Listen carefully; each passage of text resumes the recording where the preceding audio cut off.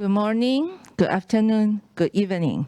Ladies and gentlemen, colleagues from APRO and RCLG, welcome to attend the second day meeting of the 17th Asia Pacific Responsible Care Conference.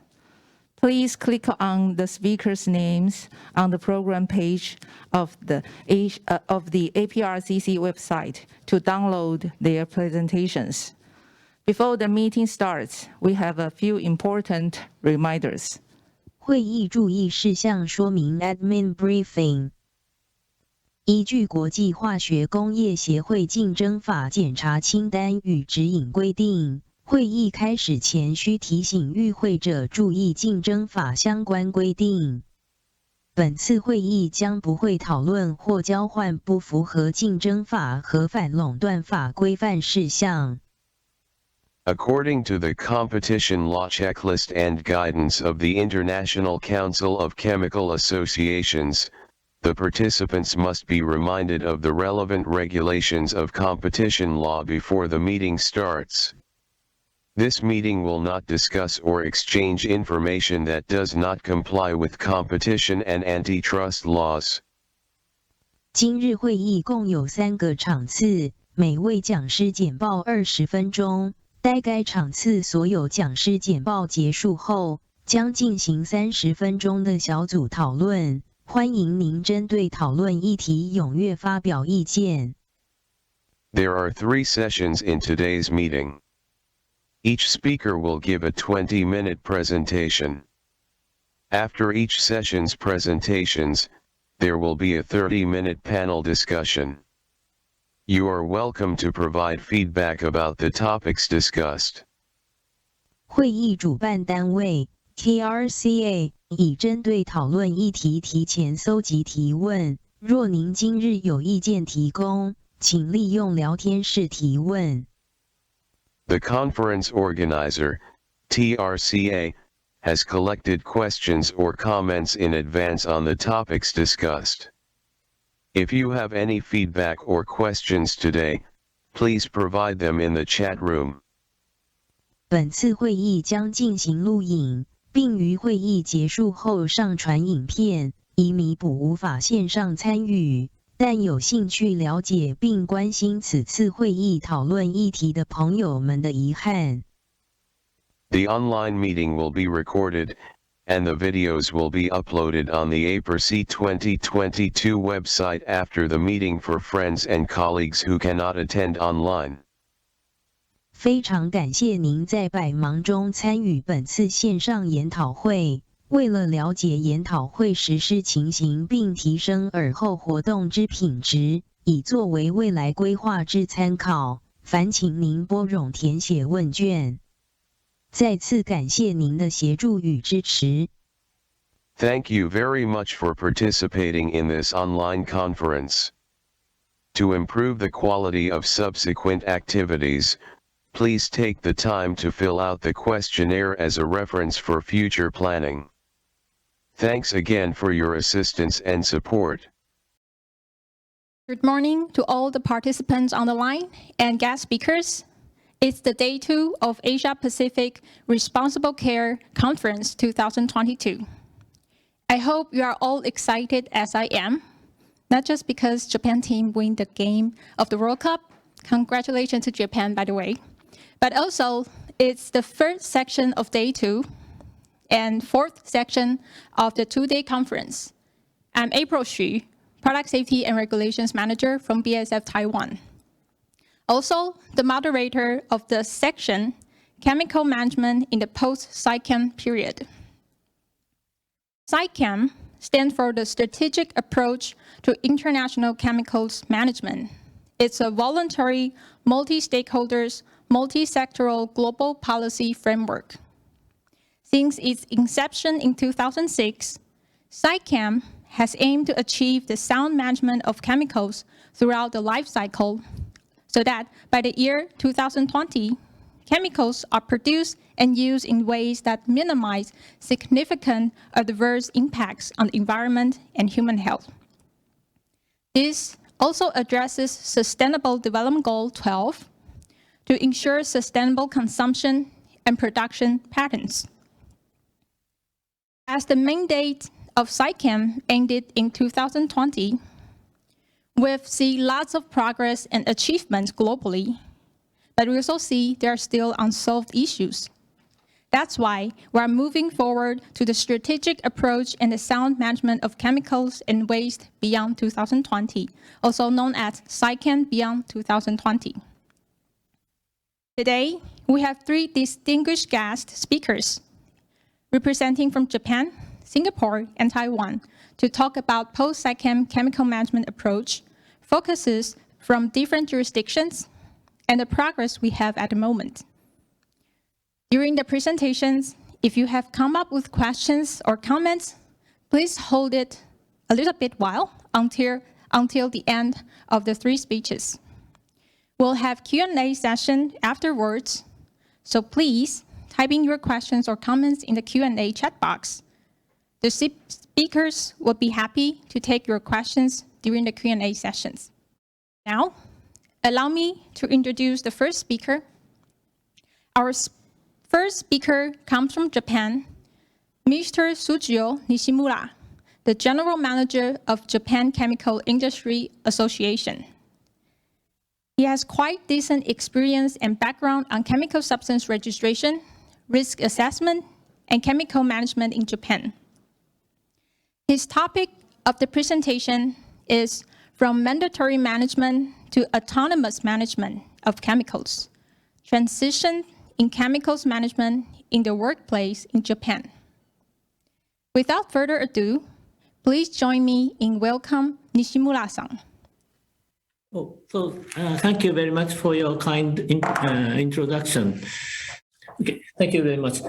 So today I would like to explain you the transition in chemical management in the workplace in Japan from mandatory management to autonomous management of chemicals, which previously rely on the regulatory management rather than the more industry engagement required. So first of all, I would like to explain the challenges in management of chemicals in workplace. The first one is the occupational accidents. Can you see this table fully or some part? Okay, I understand. Okay, thank you very much. So approximately 80% of occupational accidents is caused by the substances not regulated by the regulations of prevention of hazards due to specific chemical substance and other regulations. That means Japan has specific rules for the specified substances. For the accident of these regulated substances, it only consists these rates, but the green one,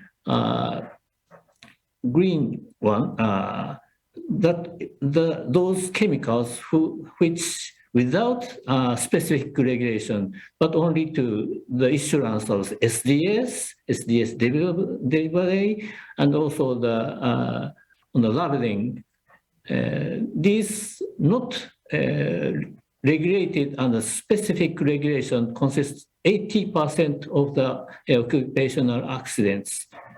And when these substances, 80% of those which have accidents, when substances added to the regulations, the use of these substances stopped and changed to one not subject to the regulations. So that resulting in another substances, resulting in occupational accidents without sufficient measures being taken.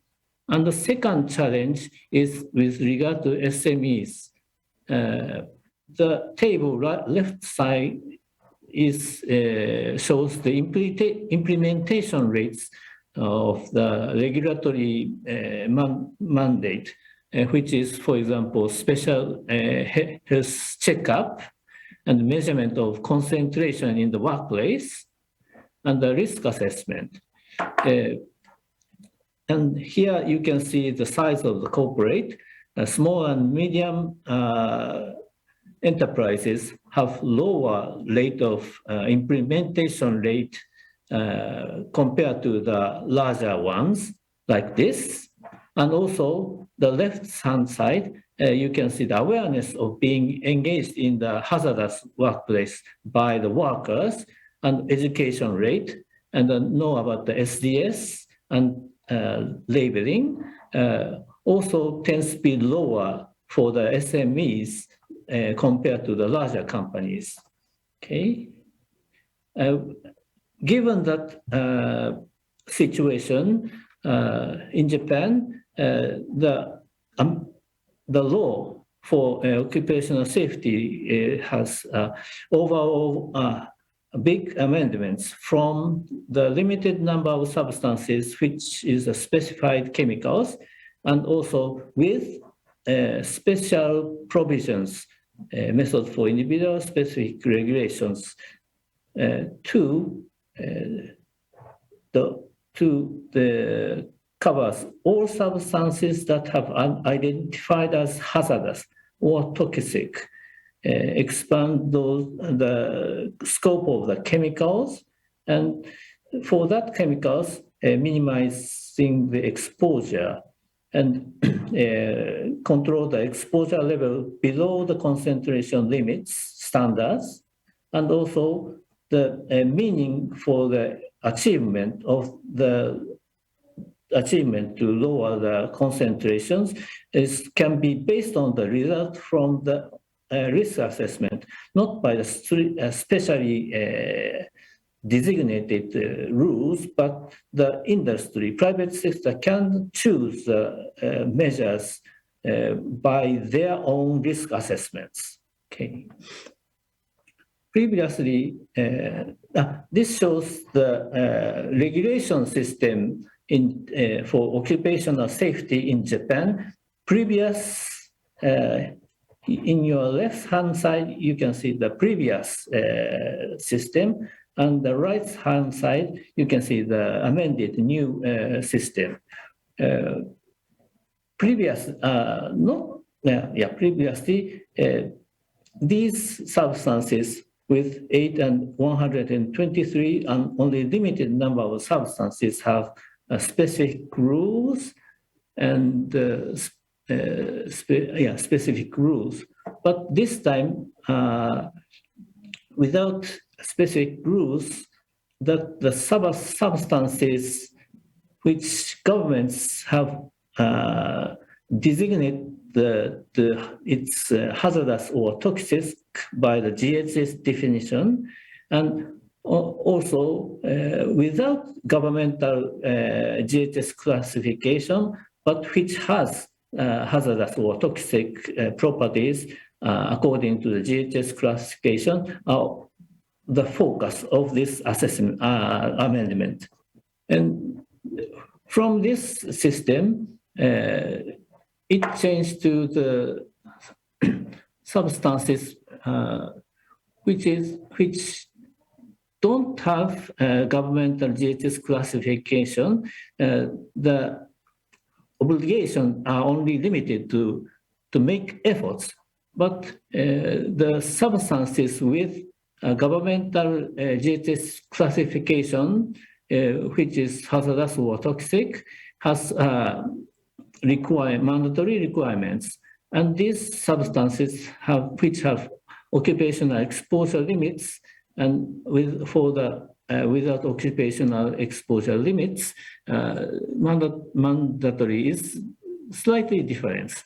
But these have the mandatory for labeling and SDS, and obligation to carry out the risk assessment, and obliged to keep the exposure limit to under OEL, or to keep exposure concentration as possible, as low as possible.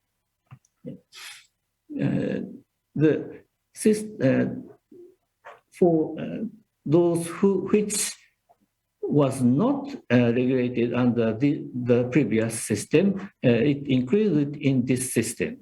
So summary So summary of amendments include the 6 items. First, review of chemical management system.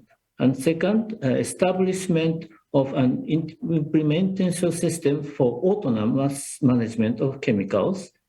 And also the third one is a strengthen communication on information on hazardous or toxicity of chemical substances. The fourth one, the application of individual regulations for workplaces with a certain level of chemical management is exclusion. That means the higher level of institution, a private sector with high level of chemical management system can have the exclusion. The fifth one, relaxation of frequency of medical examination in case of low exposure. And six, for workplace where the working environment measurements results are in the third management class, that means a higher category, that means the not good exposure, not have higher exposure level. For this workplace, the measures for workplace will be strengthening. And I would like to explain some of the aspects in this, the new amendments. The first of all, additional chemical substance that must be labeled and notified by name will be added. This year, the GHS classification by the government are going to be listed in the regulated substances subsequently. For this, for 2021, 234 substances with hazard class 1 in carcinogenicity, mutagenicity, reproduction, and acute toxicity was added, and about 700 substances for 2022, and about 850 substances next year will be followed. And the second one, the measures to reduce the concentration in the workplace can be chosen by industry based on the risk assessment. And the measures can be 4 measures, and others can be used. The first is the use of alternative substances, and second one is installation and operation of equipment to seal emission sources, and local exhaust ventilation or total ventilation. The third one is improvement of workplace practices. And fourth one is use of effective respiratory protection. And measures can be chosen by the company, and also at that time, hearing from workers' opinion is in the regulation.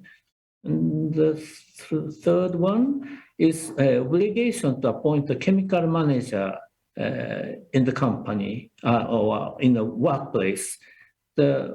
Which workplace where appointment is required is business units that manufacture, handle, transfer, or provide the risk assessed materials. That means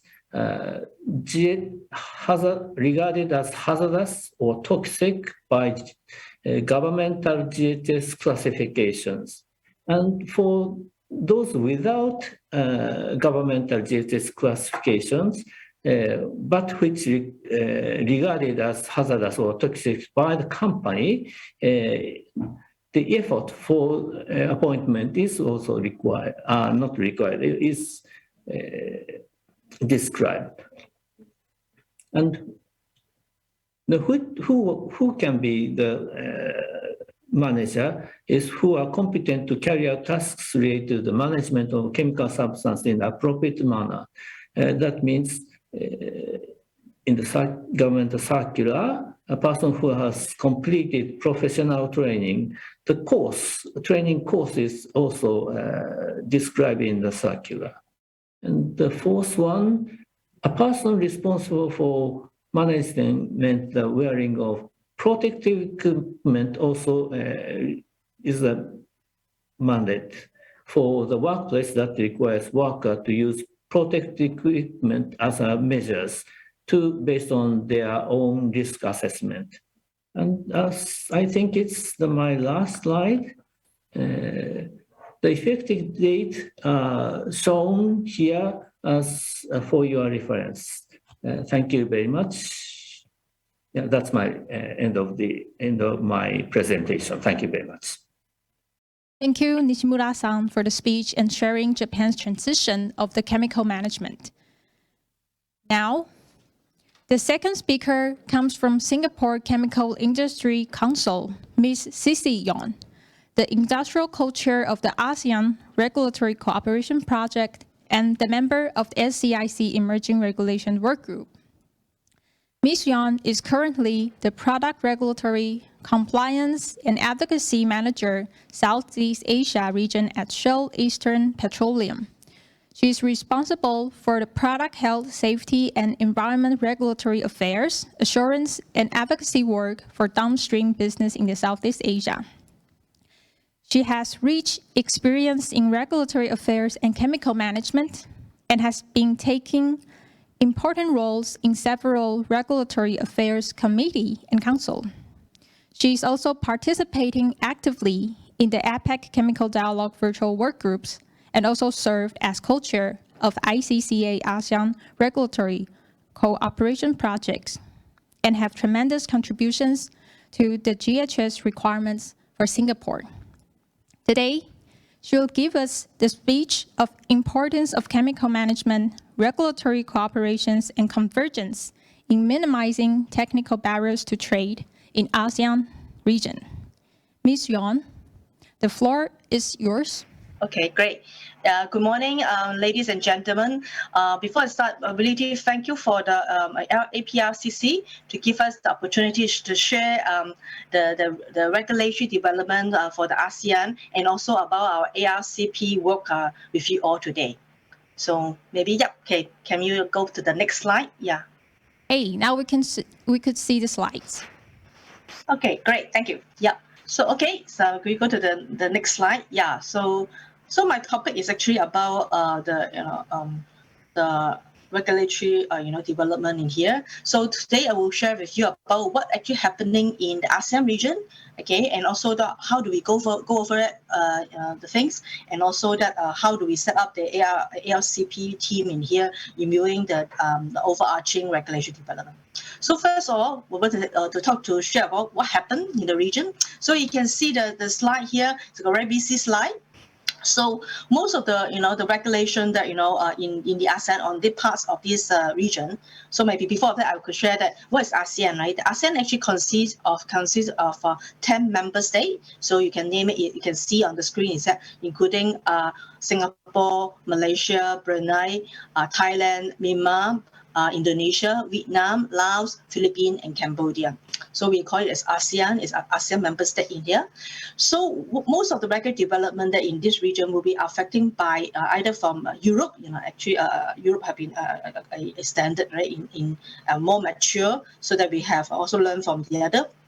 Besides of that, we also get the influence of the regulation from US, from probably that from China, from the Northeast Asia side, as well as Japan and Korea, whatever developed in the other country. So could you go click on the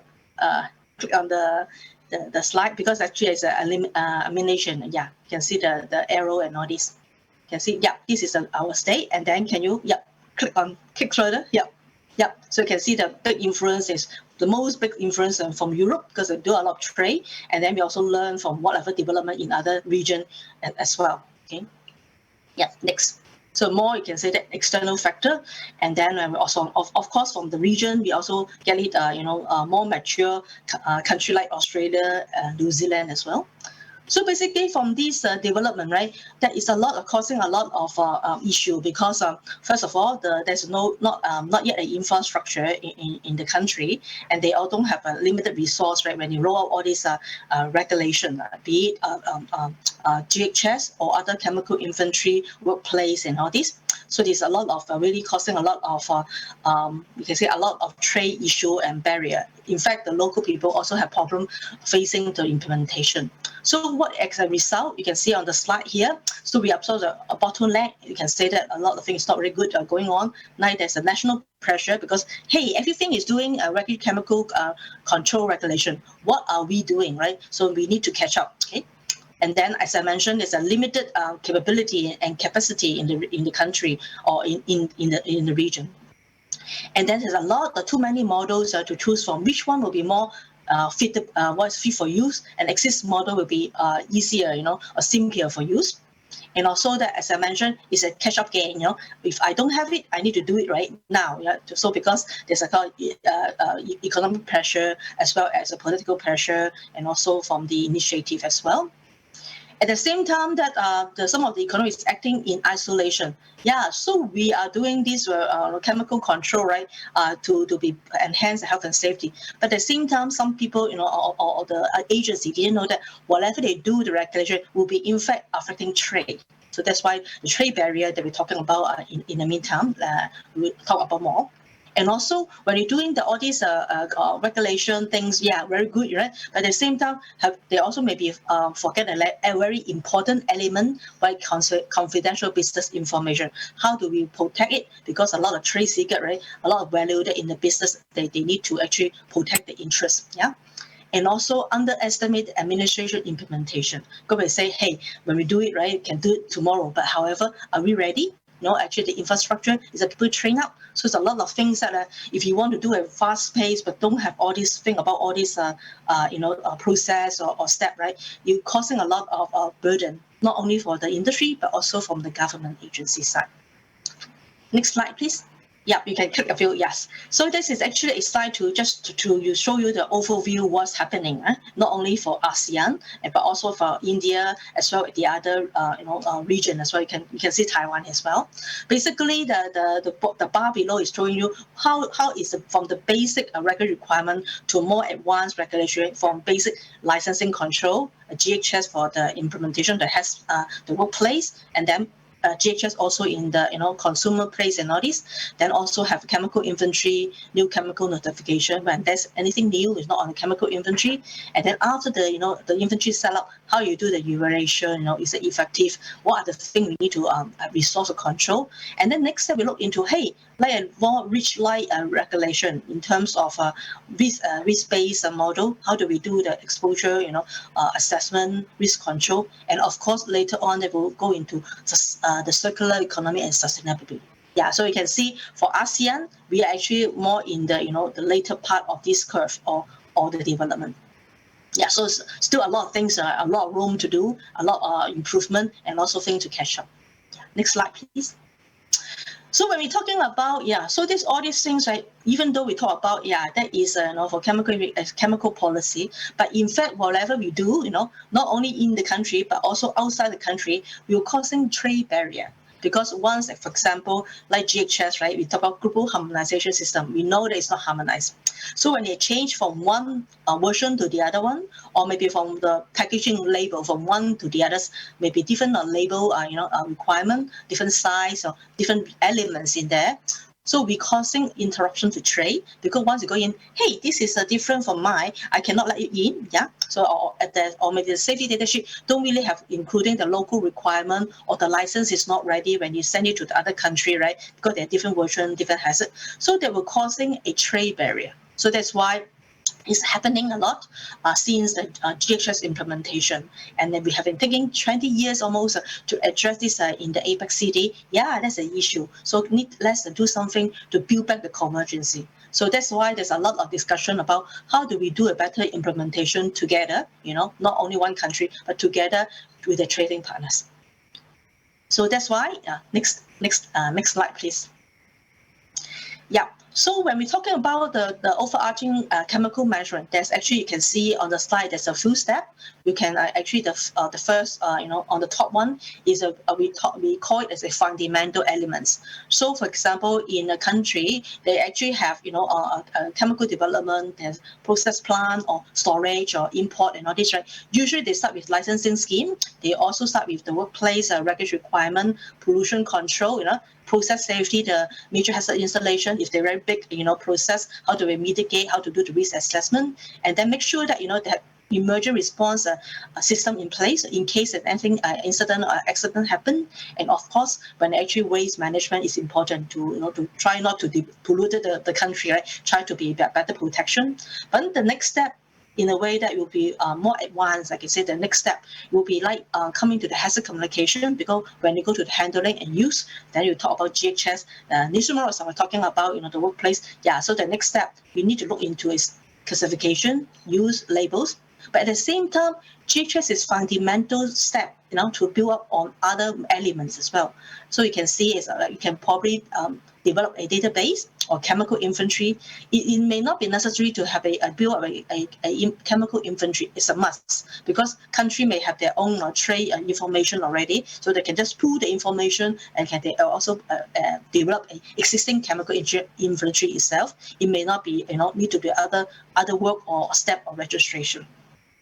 So once you develop, what import, manufacturing, and all this handling, then you can, come about, hey, let's do it to do what is new, okay, and also do some prioritization. In fact, to find out what are the chemicals that is high priority, what is low priority, or maybe some of the information is already exists in other country, so probably you can use of the others, and then so that you can focus your resource energy in those one you need to know or anything new. Okay, and after that, of course, after risk assessment, then what are the mitigating measures, are they effective, and also do a review after that.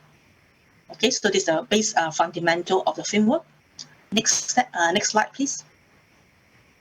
So for all these things, right, it actually you can assume a lot of resource. You need a lot of capacity building. You need to work together, both industry and also government. So that's why for that one, that's an initiative. There's a lot of things change happened in 2015. So that's why we come up a initiative called ASEAN Regulatory Co-operation Project. Yeah. So to review the development, a lot of different change, a lot of phase development, industry have facing a different transition period implementation at times.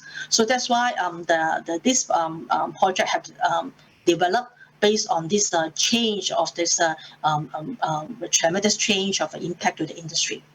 So basically, this is led by the ACC, the American Chemical Industry Council, the European Chemical Council, JCIA, Japan Chemical Industry Council, and also Singapore Chemical Industry Council, with a joint effort with how to advance together in the region with other in ASEAN.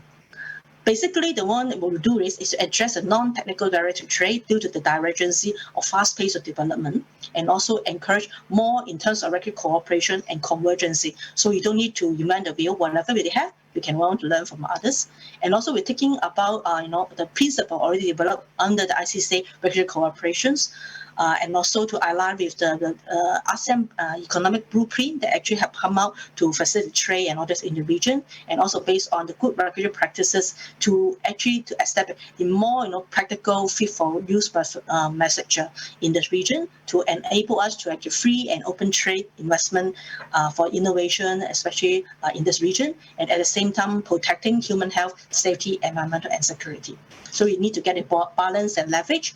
And then how we do it, right? We actually have, as I mentioned, those supporting association. We actually call it an organizing committee. At the same time, we also have the driving forms that are from the ASEAN Chemical Industry Council. Basically, we have around 7 chemical associate council in this region. And for those ones that we have not, right, we actually directly to involve them in the work like Brunei, Cambodia, Laos. Yeah, so that's how actually we run through these years and work together. Next slide, please. So what do we do, right? When we form the team objective, right? So basically, we need to get to know each other. You can say to break the silos, because in a way, people at the first are saying, hey, whatever we develop in one country, why you want to bother, right?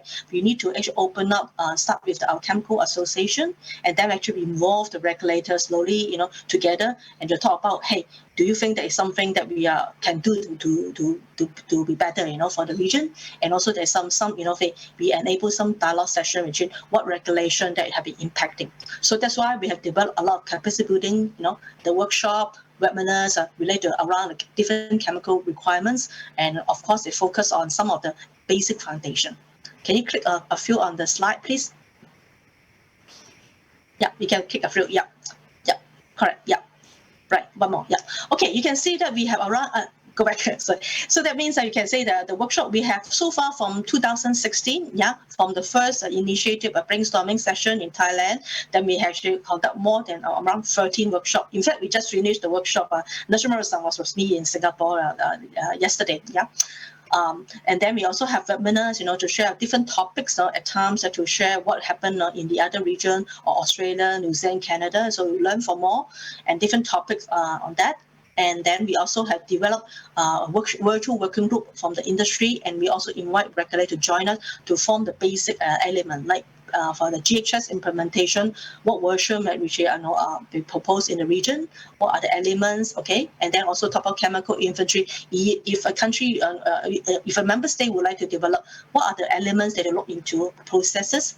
And then from last year, we also set up two new virtual working group to look into new substance chemical notification, and also to form a team of a chemical risk assessment team from the expert like tox and ecotox exposure science team to look into a guidance document. Basically, what we do is actually want to use the existing information data that we have, not only this region, but the other region, better use of the resource information, so we can focus on what we can, you should be for needed purpose in the region, and set some priority, because we cannot do everything one go. Probably you start with the fundamental. What's the most important sector for the region, for the member state? Like, is it they're doing agriculture, or say textile, or maybe industrial chemical? So there should be actually some priority to set up, and so that we have enough resource for both sides. And to build the knowledge, not only for the industry, not on the regulator, but also industry members, so they can help out the local, industry member to how do they raise understanding the requirements. But of course, the goal that we said, we would like to set a mirror to the ASEAN Cosmetic Directive. We would like to ACC SQ to endorse what the work we do, and also form a working group, the priority working group on industrial chemical. As you know, industrial chemical actually set up a pillars, right? If you actually take it well, it can actually manage the other downstream business of chemical control. Next slide, please. So as I mentioned, there's another illustration about the different requirements. We actually starting from the foundation to the top one or more at once. And in fact, we try to build up different guidance and different stage to help out in the ASEAN to better use of resource or existing information resource, how to find it out, not invent the wheel, also not creating a new testing method or do animal testing. We try to do whatever we can, with the limited resource, and also try to catch up. We can do it without a long-term it's more cost-effective manner, you can say. Next slide. Yep, so this is just want to share the milestone, how we develop from 2015 for the things that we have shown you. A lot of regulation, is not in order and all this, right? But now, until now that we have formed a team, we're actually able to build the network, build the consensus among the region from the industry member, and also that also regulator to have a more understanding what our issue for, and then actually work together hand in hand to when they do a regulation, right? They will more sharing the information, have enabled a transition period for to talk about like GHS or other chemical inventory, so they allow more time for people to work to also prepare. At the same time, we also introduce the regulatory impact assessment. Okay, so in terms when you do a regulation change, we need to do a regulatory impact assessment in the country, so the industry will know what to do. But most important, regulators know what the resource, what the planning they need to in place, right, before they do the next step. Okay. And then we can see that we using this platform to drive the building from 2016 until now. We have the virtual workshop, due to the COVID, but at the same time, we normally have the annual workshop to encourage people to share, update, not only regulation, but share the industry good practice, what the issue of concern, so that we can learn from the others. So without, actually going through the same pain as the others. Yeah. So we also sharing, using the different platform to share our, the concern, like using the AMIC platform, the APEX platform, to share what we do, and also to actually getting better, alignment and also work as a single voice in the ASEAN region. Yeah. Okay, so I think this is the last slide that I have. So happy to take any questions you all have. Thank you. Thank you, Cissie, for giving us a big picture and the current progress, achievement, and milestone in ASEAN region. Now, we're going to introduce the last speaker of this section. The last speaker of this section is the manager from Chun Group, Taiwan, Mr. Huan-Chang Chao. He has devoted himself in Chun Group, Taiwan for 32 years. In his career, he has obtained 4 epoxy patents and constructed 6 epoxy production lines, and has been served as HSE Department Supervisor since 2008. Today, Mr. Chao is going to talk about the regulatory compliance, Chun's journey in chemical management. Mr. Chao, please take the floor. Distinguished guests, ladies and gentlemen, good morning. My name is Zhao Huan-Chang. I'm from Chun Group. I would like to make my presentation in Mandarin. So today, I would like to take you on the journey of chemical management within our group. So we have 8 factories throughout Taiwan. We have more than 10,000 employees who work throughout the world. Our company was founded in 1949 by Mr. Lin Shurong, Zhao Mingkun, and Zheng Chunyi. And now, this is the outline of my presentation today. As you can see, I will begin with our enforcement mechanism, our management framework, as well as the prospect and future expectation of our management system. So these are the milestones, major milestones of our management system. In 2008, the REACH regulation was implemented in Europe. So we knew that we really needed to update our own system as well. So as you can see, back then in Taiwan, we also launched National Chemical Substance Management Action Plan, which served as a guideline for the chemical industry in Taiwan. So within our group, we have a management framework shown on the slide. We targeted both existing substances and new substances. Obviously, within the category of existing substances, some of them are associated with hazards, some of them are not. So once a substance is included in our management system, we will emphasize the importance of SDS and labeling, especially with regard to substances which have the potential of damaging human health. They will be obviously included in our management system. So basically, we need to communicate effectively all relevant information to all employees. So obviously, people work at different departments within our group, so they will also provide it with relevant information. For example, GHS labeling is a very important piece of information. And also, we provide a platform where we can aggregate product information such as SDS. So people who are a stakeholder will have access to this information. According to regulations in Taiwan, we need to do certain things in order to be compliant. For example, at our headquarters in Taipei, we will produce declarations, and we will also come up with inventory of all the chemicals, and then we also need to register these substances on platforms mandated by the government. So in terms of our chemical substance inventory, we need to implement what we call CCB. So how do we implement CCB? Which is chemical control banding.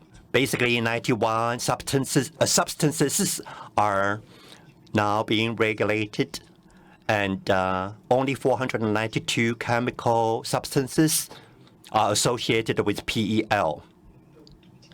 However, we believe more than 1,000 additional chemicals have the potential of damaging human health. So all of these substances need to be effectively managed.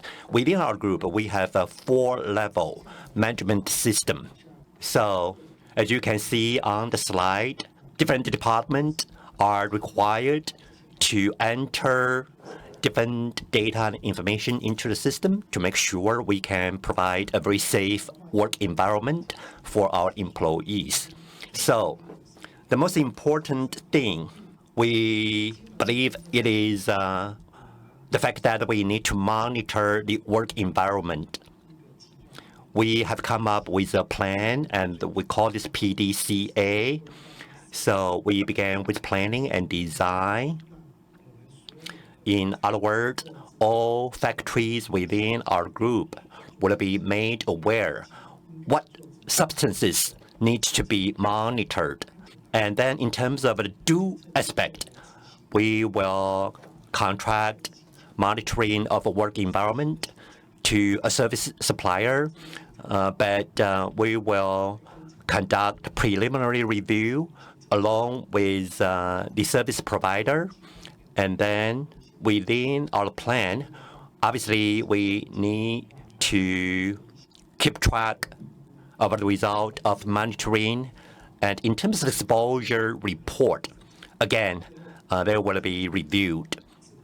So based on the approved exposure report, we will come up with mitigation measures. So some of them are highlighted here.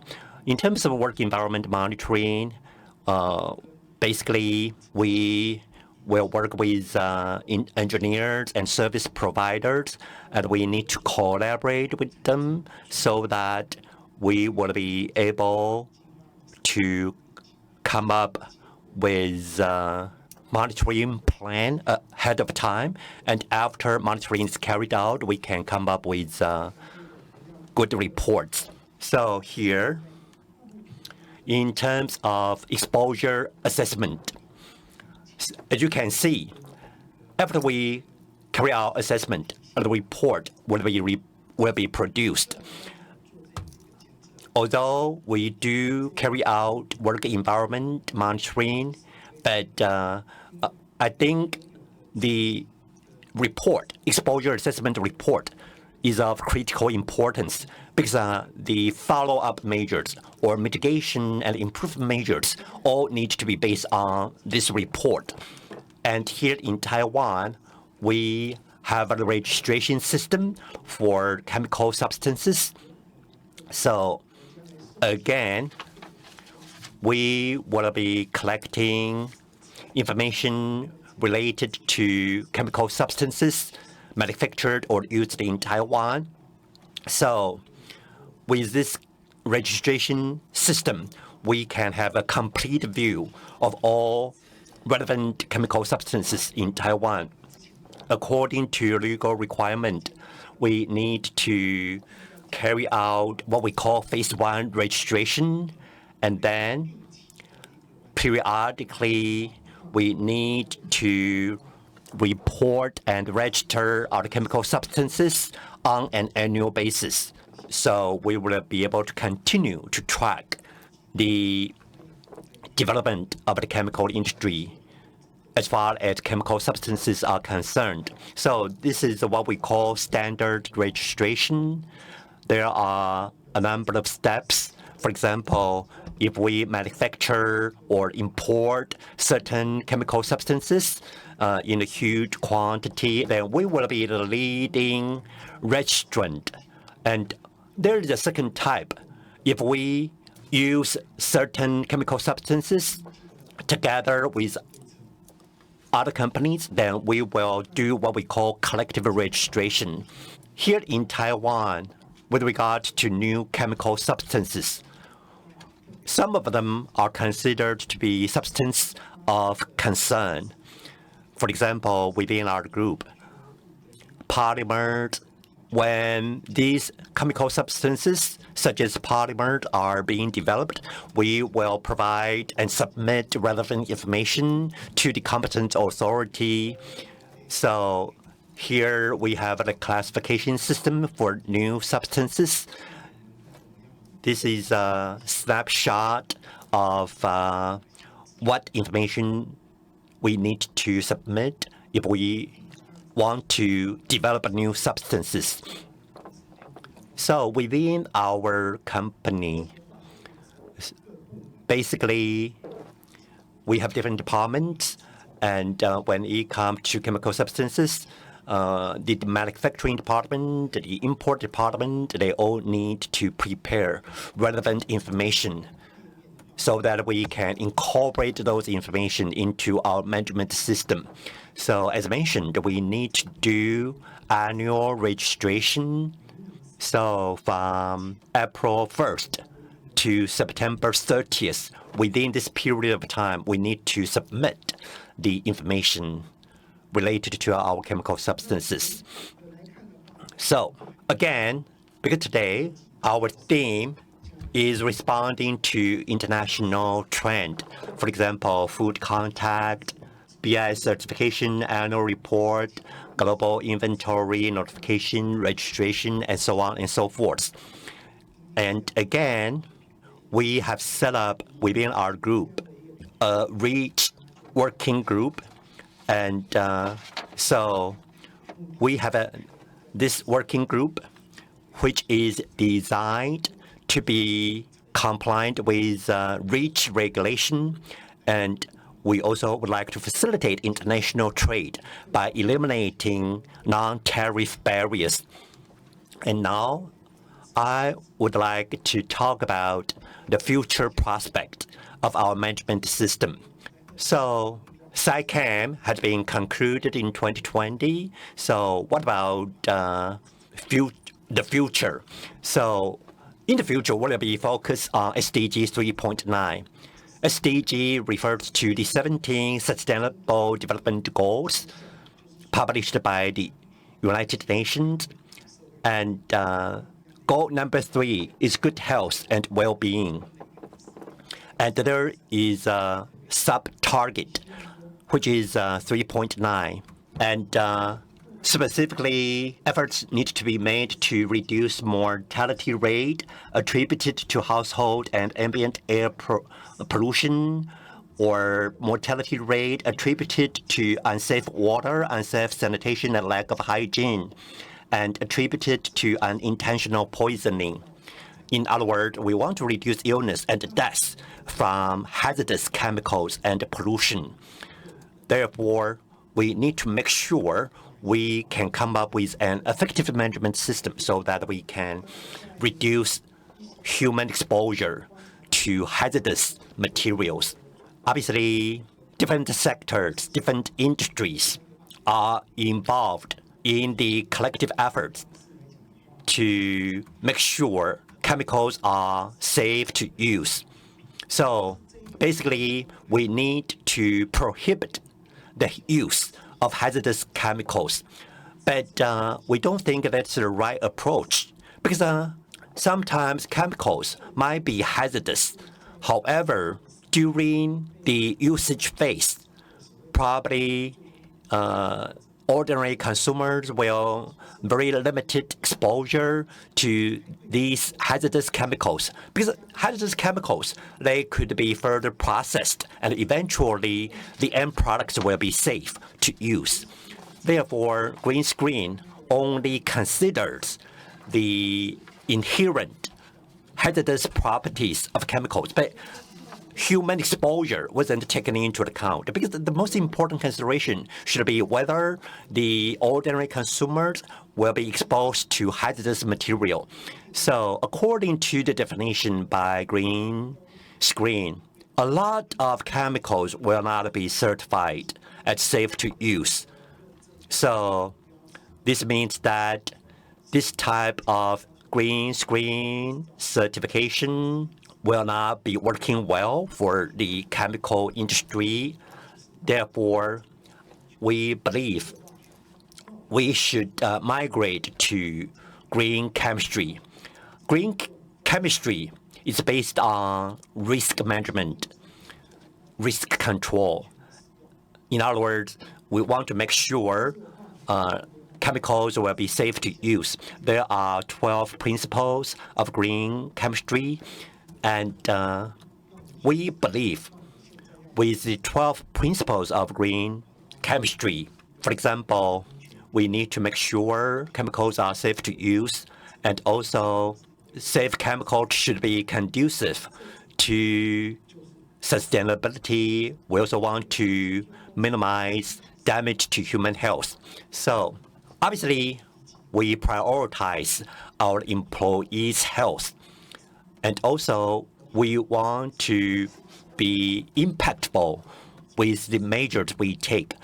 In terms of occupational illness, that's something obviously we want to minimize because we want to safeguard our employees' health. That's why we have come up with our tiered approach. As you can see on the slide, we consider exposure risk. In other words, we need to have the concept of permissible exposure concentration. But this is different from health risk. Therefore, we need to tie these two together. For example, whether or not we can implement a better mechanism for assessing health risk. So obviously, we need to be aware of the health risk caused by our chemical substances. And so how should we calculate the health risk? How should we classify them into different categories? If we could have internationally aligned, internationally harmonized mechanism, I think that's something we want to see in the future. Thank you. Thank you, Mr. Chao, for sharing the chemical management approach and the countermeasure in Changchun. Now, we have all the speakers giving us the great presentations and sharing, and we are about to start and to have the Q&A sessions. We currently have seen some of the questions, but we'll always encourage if you have any questions or comments to the three speakers, feel free to type in your questions on the chat box. Okay, now we have collected 2 questions on the line, and as the moderator of today, I also prepared some questions for our distinguished speakers. Let's tackle the questions on the line first. We have 2 questions to Ms. Yeung. The first one is, have you had any successful stories after APRCC was established, or the stories that ARCP has helped tackle the issues in ASEAN countries? Okay, thanks for the question. Can you hear me well? Yes, we can. Can you hear me well? Okay, right. First of all, I think so far we actually do we just have our review session. I think on Wednesday. So we think the greatest thing that you can happiness or things that we actually for all this year, right? So is to actually at least for the 10 ASEAN member states, we have around 7 that we accepted our proposal on GH version 7. So as you know that different version means a slightly different requirements. So I think in the effort we have built, right, for all this year, one of the priorities is a more familiar regulation in the region is GHS. So the different member states have different pace of this of these elements. So I think this is one of the things we can see is at least a greater understanding what's the difference, and also that we try to getting a better build back the divergence in the region. At least to start with a one version 7. Of course, there's still some more regulation or changes will coming. So we also building up another one is besides the ASEAN 7 proposal we have, we also modify our proposal on the GHS is like looking into mutual acceptance for long term. So I think this is one you can say success or one of the big win that we have for this year.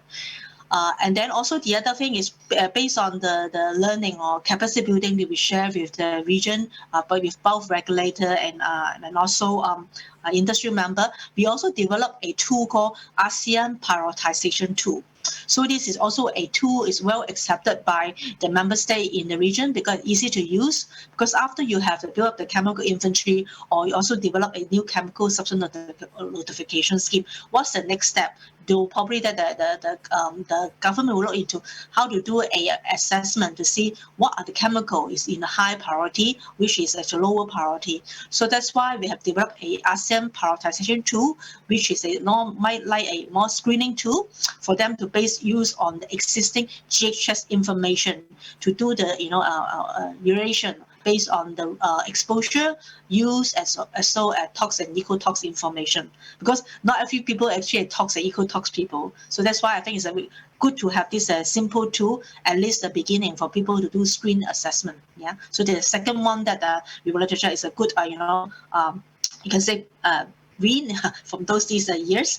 And the other thing is we also make acceptable, develop more training courses in terms of how to use, the chemical inventory, what kind of process impact. And then we also develop a team, not only in the country, but also in different member states can actually have a more dialogue session with the regulator to know about the draft of regulation. So we'll be able to share that, hey, what is the existing practice that we experience in the other country, right? So we bring it back, to them to understand, let them know what is actually data, or testing requirement in another country. So probably maybe we can actually look into that instead of inventing the wheel.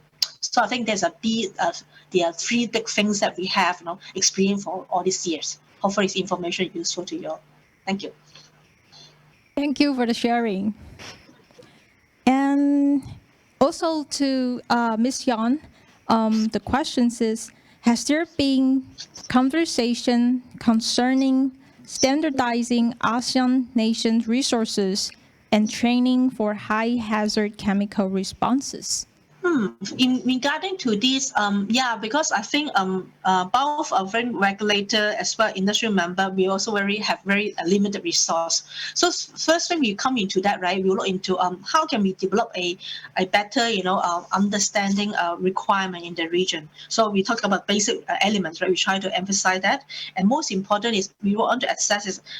Probably whenever we do a regulation or development, maybe you form a working group together with both regulator and the industry member together, so at least we can share the experience, and then we also at the same time hear what the concern from the government. So at least we can start with some conversation, and then from that one we can build on what kind of information they want to know. So probably we can bring some of the experience from other countries that we have, like EU REACH requirement, the experience, right? What are the good things, and what are also the challenges, and also at the same time, like for example, new chemical substance notification. Not every member state have this come to this stage, right? So we would like them to share. Okay, in case of we doing this, right? What are the elements that we can do? For example, by forming a virtual working group, by forming, the guidance document. So what are the information, what are the, the data that have existing, what are the portal, then we can analyze and share with them in terms of, guidance document. And also after that, right, we also develop some of training program, or you can say capacity building or webinar to share more details. So this is what so far we have done, at this stage. Yeah, of course we can want to do more, maybe develop some e-learning tool together, or maybe looking into some more further guidance or question and answer in the future. So I think, yeah, so this is so far the thing we've been building up for these years. Thank you. Thank you, Ms. Yeung. I think Mr. Chao has some comments or something to share with us. Yes, thank you very much. I'd just like to mention in Taiwan, we have already created a chemical response training site, and it has started operations. And we are very honored to share with our members that if businesses from other countries, then our center will also be open to other participants from other Asian countries. I believe that you can continue to keep track of our activities, because in the past, in Taiwan, we have to dispatch our people to Europe and the United States to receive training. However, today, we already have our own training center in Taiwan. And I would like to share this bit of information to our members. Thank you. Okay, I think we have a questions to Nishimura-san. The Yes. amendment is now focusing on all substances that are identified hazardous or toxic, but by whom to identify the hazard or toxicity? Is it government or the industry? Because we also have the following questions, like if it's the government, do you think the government has sufficient resource, finance, or capacity to review all the substances? And if it's done by the industry, for small, medium enterprise, they might not have enough resource to do the safety assessment. Do you think there's any support from the government to support the SME? And do you think any possibility, or you have seen that the government and industry will cooperate on this assessment? Thank you. Yes, the GHS classification is done by both government and industry. From the legal perspective, there are two types of chemicals. That means the GHS regarded as hazardous toxic by the governmental classification. These substances have the mandatory requirements. And the second group is the substances that regarded as hazardous or toxic by industry classification, I mean self-classification. That's also the, in the scope of this amendment. So both industry and the governments need to classify the substances. And the second group, the requirements of the law is not the mandatory, but I explained before in the slide, that's for that kind of substances, the requirements is only for efforts by the private sector. And so the government resources, with regard to the question regard to the government resource, Japanese government has already doing the classification by their fundings, and they have the committee for the classification with regard to the physical hazard, environmental hazard, and also human health aspects. The governmental classification is is doing by the three ministries, namely Ministry of Environment and Ministry of Welfare, Labor and Health, and also the Ministry of Economy, Trade and Industry. Three ministers have a joint classification scheme in place already. Yeah, but to cover all chemicals is is difficult and impossible. So the classification is going on the priority basis. They put the priority for the chemical substances used in Japan, and then they are doing the GSS classification. Yes, and for industry, especially for small and medium enterprises, that is also the problem in Japan. Yes, and the GHS classification guidance is already published by the government and distributed by I cannot the name of the name in English, but the Association for Small and Medium Enterprises, something like that, distribute the guidance, not free, but they are selling the guidance. Yes, and also in this amendment, Ministry of Welfare, Labor and Health is planning include the training courses for the industries. So that also leverages the ability to manage the chemicals among private sectors, I think. This answers your questions. Yeah, thank you, Nishimura-san. I think we have a questions to Mr. Chao. Chun has quite mature as you're sharing environmental monitoring project assessment and also the countermeasure to protect environment and employees. Would you also please share with us the cultural aspect, how you build up the safety culture and mindset in Changchun? So for our company, well, because we belong to the chemical industry, we manufacture chemical substances. Therefore, obviously, we are quite careful about the products we manufacture. Therefore, during the production process, we take great care to make sure our products will not be damaging to the health of our employees. Therefore, if we can do our jobs effectively, then we can also produce safe product to our customers, and we will communicate that type of information to our customers. Therefore, so that's how we raise our awareness about chemical substances within our company.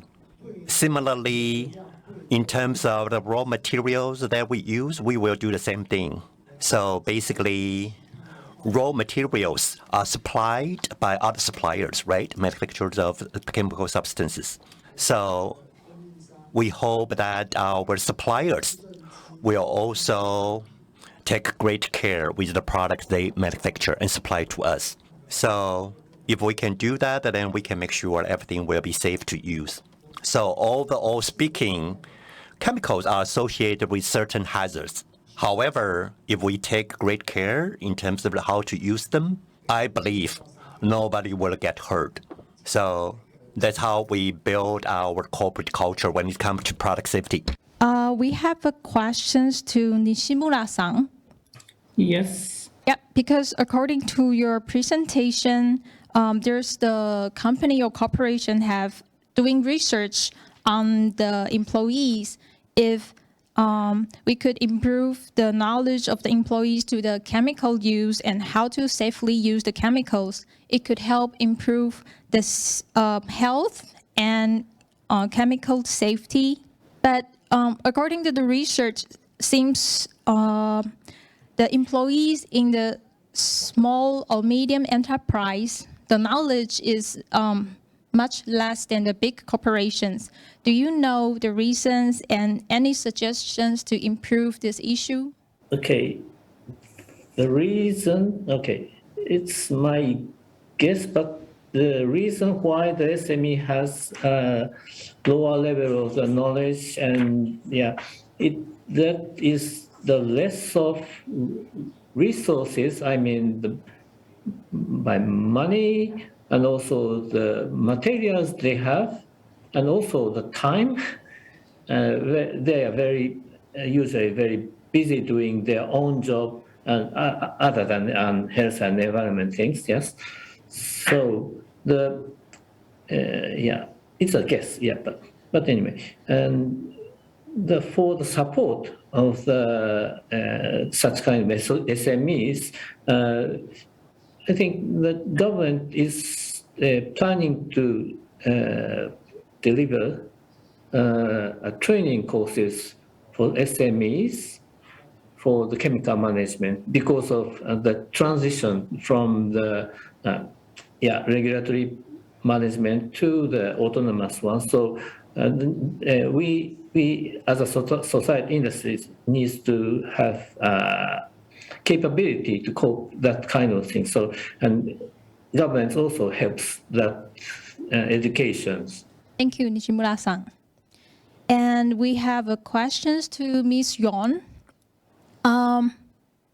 Through your impressions, can you please share with us the challenges you faced and how long the time you have spent, especially on harmonizing more integrated, harmonized policy framework in so many countries in ASEAN region? Thank you for the question. I think it takes really a long time, just to understand what is the differences. Okay, so we may not come to the harmonized. Probably that I can say the word cannot be used anymore because harmonization it will not be probably not possible in reality. But what we can try to build is that to build a coherent, environment in the region, because different countries have slightly, different, perspective, requirement or needs. So that's, for example, in GHS, even though it's the same requirement, so different countries maybe have slightly different, of the concern, be it or when they say, be it in the consumer sector or industrial sector or transport sector. So even for GHS, right, there's a lot of elements in between, and different countries have different priorities. So what we can try to do is to build a coherent, environment in the region. For example, we try to at least build a version. It's a standard like GH version 7 as a base, so that to actually go slowly to talk about what the element like labeling can be harmonized, except the English at the first, or the size to be the same, or the language wise, it can be actually, be more, coherent in acceptance in a way. So I think the other thing is that's the thing we want to do in the ARCP is not only talk about requirement, but also we actually have this forum to invite other, countries like Taiwan. We actually invite StarTech, to share with us the Taiwan requirement. You have a very good, scheme, in a way about the chemical notification, existing things, and they also share the challenge from government to government in a way. What are the things they have been, what is happening? How do they overcome it? So that's why we bring this knowledge back to the ASEAN platform, and also like Australia, New Zealand, and also Canada. So we invite different agencies to share their perspective with us. So hopefully that we can have a better understanding. Hey, when you implement, it's not one size fits all kind of things, right? But at least we can at the fundamental right, and also to talk about how do we start stepwise to implement. For example, we build the capacity first. And then also that you may also come into, when you come to the draft regulation, we have more time to discuss the content in terms of providing maybe a regulatory impact assessment for both sides, what the resource like, maybe also a longer transition period of time during the implementation. So this is something that we try to work together, in the region to be, to accept some of the requirement like mutual acceptance, and also some of the things we can say if different, how can we overcome the difference? And also maybe in terms of that, we will try to build the capacity building together. So we're learning from each other. It's not that yet, but actually at least we can hear, once we have something is different, we're able to open up the dialogue session with each other. Thank you. Thank you, Ms. Yeung, for sharing. And I'm not sure if we still have time for questions. Okay, Great. Because as the moderator, I think I have the privilege to also ask the questions to all the three speakers, because I think today we really, it's really a rare and good chance to have three speakers representing from different jurisdictions and have respective focus on chemical management. So the question to all the three speakers, would you please share with us from your first line experience and observations to chemical management? What is the biggest challenge that the chemical industry is facing at the moment? And what is the, from your personal view, what is the first thing the government should deal with or could have supported the industry? I think the questions could first go to Nishimura-san. Okay. In my point of view, the plastic issue, the plastic convention is now currently under this negotiation, and the potential plastic convention can be include the issue of microplastic. Yeah, they have many. They can cover many aspects: microplastic, marine plastic pollution, issues with additives, and also the circularity.